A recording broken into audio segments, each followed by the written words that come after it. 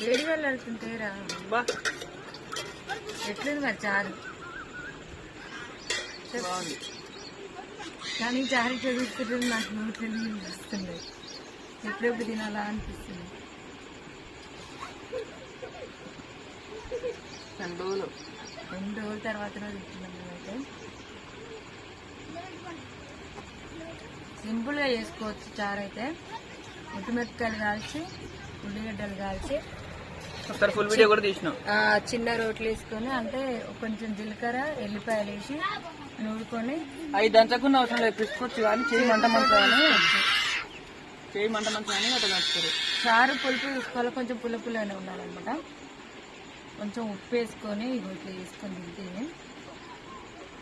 10 నిమిషాల చారు 10 నిమిషాల అన్నం వేడిగా వండుకొని ఇట్లా తింటుంటుంది.